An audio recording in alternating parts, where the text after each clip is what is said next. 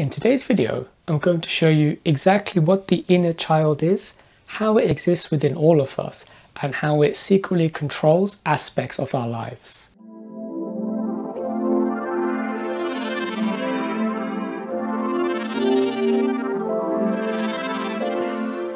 Hi, and welcome back to Mental Health Power.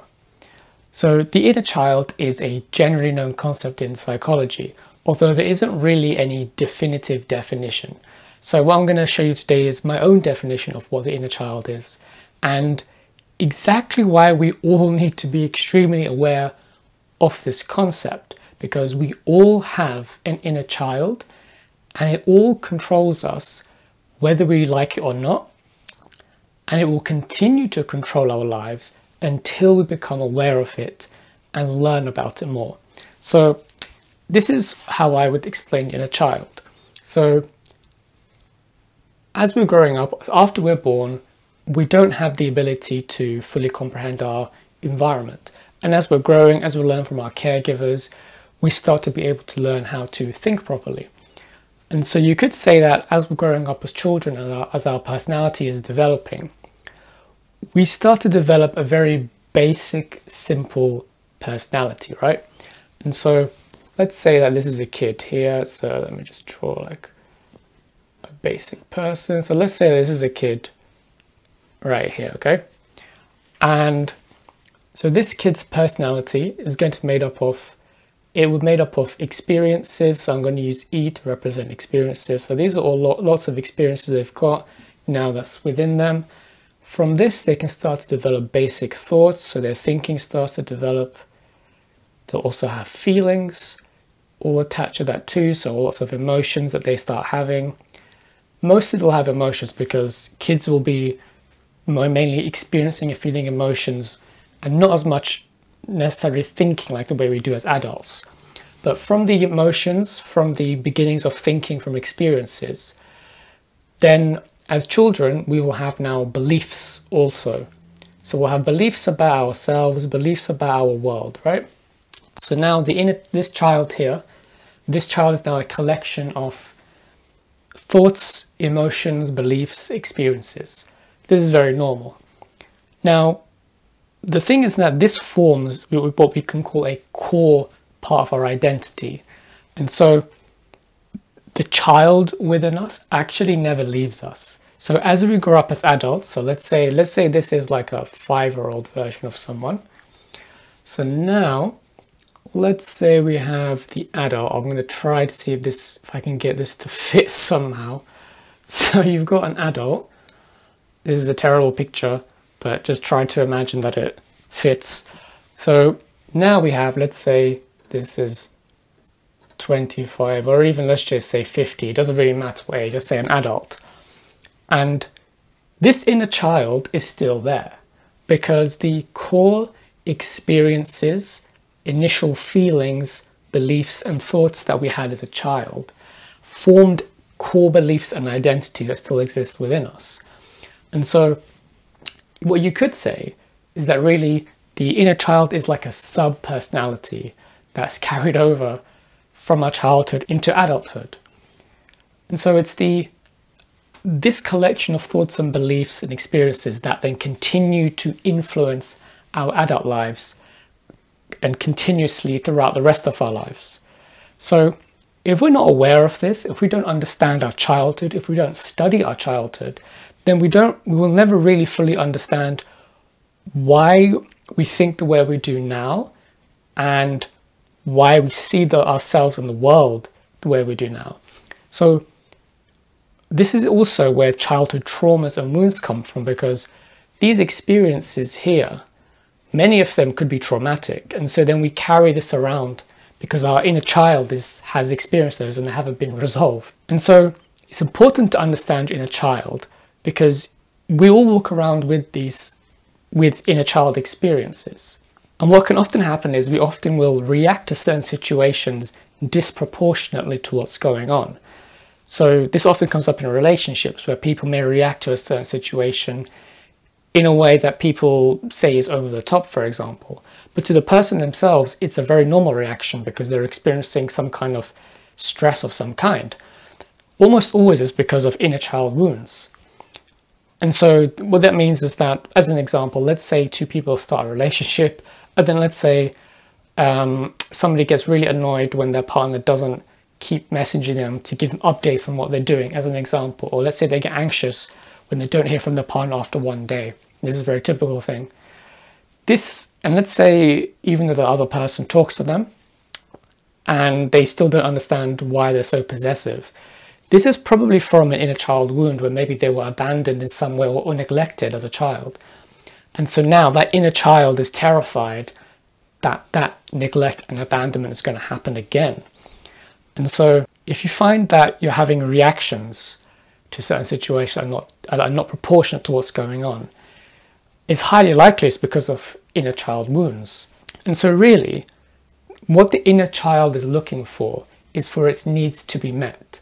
And so the covert way the inner child innocently will try to get the needs met is often through immature ways, because that's all it knows. So you could say the inner child is an aspect of us that is still very much underdeveloped, because as children, we didn't get specific emotional or psychological needs met.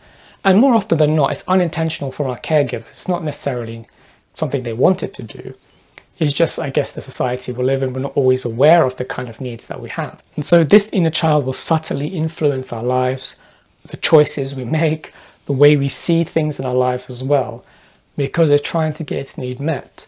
So until we become aware of this, and if we can connect the inner child wounds we've experienced and the kind of desires and fears we have in our adult life, we might see a connection. So until we become aware of this, it can be controlling us in subtle ways without us realizing. So we may choose to not hang out with certain people, or to not, let's say, pursue certain choices in life, because in a way could be almost re-triggering that previous trauma. And so until we address the inner child's needs, and we essentially have to go through a reparenting process of finding ways to healthily meet that inner child need, it will still continue in a subconscious way to try to get its needs met. And so a lot of self-sabotage comes from this as well. So this can happen in relationships where, let's say, a super common childhood wound could be people feeling that they aren't enough, for example. So maybe as a child, because a child isn't going to understand something, they may feel that it's their fault. So let's say parents break up, for example, or there's an argument between parents. The child may not understand, and so may blame themselves. And then we can carry that belief throughout our lives without realizing. So we may always get this sense, oh, I'm not doing enough, I'm not working hard enough. Or relationships, you may feel like you're not worthy for someone, for example. This is how that subtle influence can occur. And so often that's where self-sabotage arises, because the inner child within us has a need or is scared of something, but the adult version of us logically understands what we need. So you may experience times in life where you're being pulled one way, but then another part of you is pulling you another way. It's entirely possible that's your inner child. And so you really need to listen to that inner child and to work out when it gets triggered and what it needs. And then you have to figure out healthy ways to meet those needs, and not just once, but you need to do it repeatedly over and over again. And so by repeatedly meeting your inner child needs over and over and over again, you are now in the process of reparenting that part of you. And I know it might sound strange to some people that there are different parts to us, but I found this is totally true. And so it really disturbs me that this is not common knowledge. Although this is just my model of it, it's a generally known psychological idea, and it's pretty much widely accepted that we have inner children. We have an inner child within us. The fact to me that this isn't commonly understood is worrying, because it means we have an entire society of people who have inner child wounds, or even if not wounds, inner child needs that were not met. So they have, let's say now, their adult collection of beliefs and feelings and thoughts, etc. But these are all in many ways stemming from this inner child.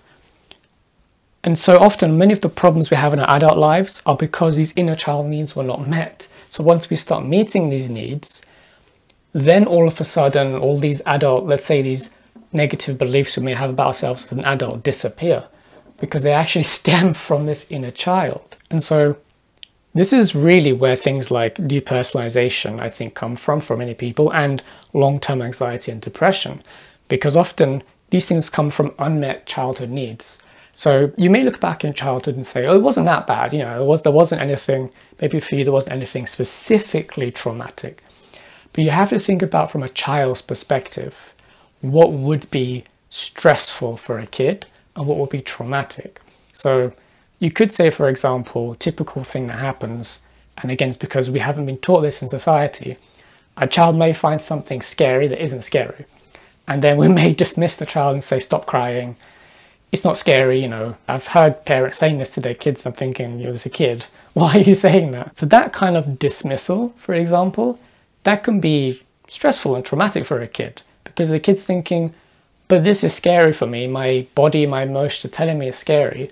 But then my parent, who basically I have to believe everything they say because I'm 100% reliant on them, is telling me, don't be scared. So that can create a lot of confusion. You can see how the repetition of something like that can create problems in adulthood, because now there's a collection of beliefs that are somewhat confusing. 2 questions to ask yourself to start reparenting your inner child, or to first at least recognize your inner child, is firstly understand where are there occasions where your reaction to something is disproportionate to what's happening, and that can be difficult. Usually other people will spot this for us. And then you have to consider, when did I first start feeling these experiences? When did I first start having these? And if you can trace it back to childhood, then it's highly likely it's an inner child wound. And so then you need to think, well, what is my inner child fearing is being taken away? Or what potential pain is it trying to avoid? And then you need to find ways to healthily meet that need. So you have to, the child can't do it itself, you need to do it for your inner child. And you always have to remember to treat your inner child just as you would, like if it was a child version of you, so treat it with acceptance and unconditional love. So don't get annoyed at yourself if you've noticed your inner child is, let's say, playing up, or you notice the aspect of you is reacting in a way that's disproportionate.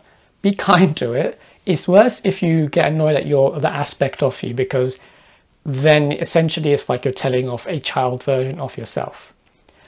You need to treat it like it is literally a child, because it has all these unmet needs. And the more you learn to recognize your inner child, the more you learn how to meet its needs in healthy ways, little by little, slowly but surely. For me at least, I noticed that depersonalization symptoms disappeared dramatically, actually, for me. So for example, for depersonalization, a childhood need that needs to be met is a feeling of physical, emotional, psychological safety. So that means, since for many people depersonalization is a childhood wound, then we have to look at what trauma occurred, what was taken away. So it would have been the feeling of safety, feeling of security. So then you have to find ways as an adult to show that inner child that you can create safety for it. So that's just one example of how I've used this concept. Depending on your own issues or from people you know, there are many different ways to approach this, but this is just one concept I thought was really important that needs to be understood. A simple way of looking at it is, in the same way we have a collection of thoughts, emotions, beliefs, and experiences as adults, the inner child is the collection of thoughts, beliefs, experiences, and feelings that we have as a child that influences everything else. So thank you for watching.